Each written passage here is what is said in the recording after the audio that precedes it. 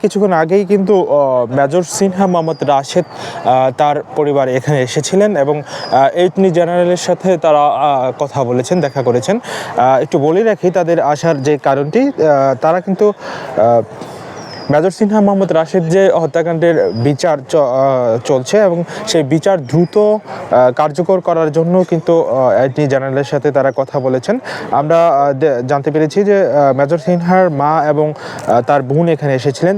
যিনি মেজর সিনহার, আপনারা বলে রাখি যে মেজর সিনহা হত্যাকাণ্ডের বাদী হয়ে মামলা করেছিলেন কিন্তু মেজর সিনহার বোন, তিনিও এখানে এসেছেন এবং সর্বোপরি অ্যাটর্নি জেনারেলের সাথে দেখা করার পর তারা সাংবাদিকদের যেটি বলেছেন যে দ্রুত বিচার কার্যকর করার জন্য অ্যাটর্নি জেনারেলকে অনুরোধ করেছেন এবং অ্যাটর্নি জেনারেল থেকে তারা আশ্বাসও পেয়েছেন। এর জন্য তারা অ্যাটর্নি জেনারেল এবং তার টিমকে ধন্যবাদ জানিয়েছেন। দর্শক, বলে রাখি টেকনাফে মেরিন ড্রাইভ সড়কে শামলাপুর তল্লাশি চৌকিতে পুলিশের গুলিতে নিহত হন অবসরপ্রাপ্ত মেজর সিনহা মোহাম্মদ রাশেদ খান। ঘটনার পর স্বরাষ্ট্র মন্ত্রণালয়ের গঠিত তদন্ত প্রতিবেদন কমিটি সেদিন যা ঘটেছিল তা একটু আপনাদের বলছি। 2020 সালের 31 জুলাই রাতে সিনহাকে গুলি করে হত্যা করা হয়। এই হত্যার ঘটনায় তার বোন বাদী হয়ে মামলা করেন। মামলার টেকনাফ মডেল থানার সাবেক ভারপ্রাপ্ত কর্মকর্তা ওসি প্রদীপ কুমার দাস, যাকে প্রধান আসামি করা হয়েছে। বাহারছড়া পুলিশ ফাঁড়ির পরিদর্শক লিয়াকত আলী সহ 15 জনকে আসামি রয়েছে এই মামলায়। সিনহা হত্যার ঘটনায় 1 মাসের মাথায় স্বরাষ্ট্র মন্ত্রণালয়ের গঠিত তদন্ত কমিটি প্রতিবেদন দেয়। তদন্ত কমিটির প্রধান চট্টগ্রামের তৎকালীন অতিরিক্ত বিভাগীয় কমিশনার মোহাম্মদ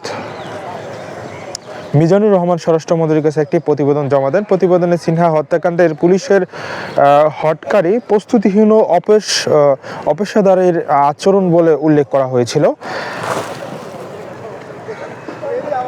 প্রতিবেদনে আরও বলা হয়েছিল, যথাযথ তদারকি ও জবাবদিহির অভিযোগে গুলিবর্ষণের বিষয়ে সংশ্লিষ্টদের মনে অসংবেদনশীলতা তৈরি হয়েছে, আত্মরক্ষার আইনি সুবিধার অপ্রয়োগ হচ্ছে। এসব বন্ধে কমিটি 31 দফা সুপারিশ করে। প্রতিবেদনে বলা হয়, সিনহা তার সঙ্গী সিফাতকে সঙ্গে নিয়ে মারিশবুনিয়ায় ট্রুইনার বারে লাইট ল্যাম্প ভিডিও করতে গিয়েছিলেন। সন্ধ্যার পর বাহারে আলু দেখে স্থানীয় কয়েকজন তাকে ডাকাত বলে সন্দেহ করেছিলেন।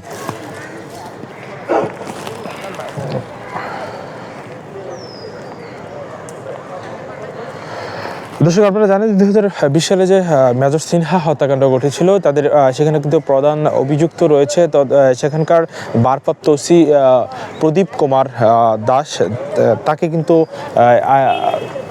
প্রধান আসামি করা হয়েছে সেই মামলায়। যে মামলার বাদী রয়েছেন মেজর সিনহার বোন এবং তিনিও কিন্তু আজকে এখানে এসেছিলেন। মেজর সিনহার মা তিনি এসেছিলেন, তারা কিন্তু অ্যাটর্নি জেনারেলের সাথে কথা বলেছিলেন। একটু বলে রাখি,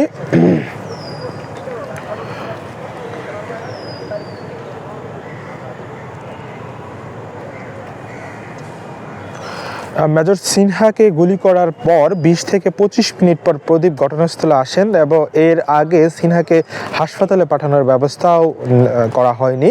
প্রদীপ আসার 22 মিনিট পর সিনহাকে ট্রাকে তোলা হয়। কমিটি বলছে, হাসপাতালে যেতে স্বাভাবিক দেরি হওয়ায় বিনা চিকিৎসায় মারা যান মেজর সিনহা মোহাম্মদ রাশেদ খান।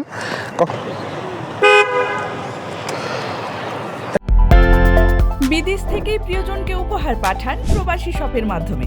যোগাযোগ করুন স্ক্রিনে দেওয়া নম্বরে।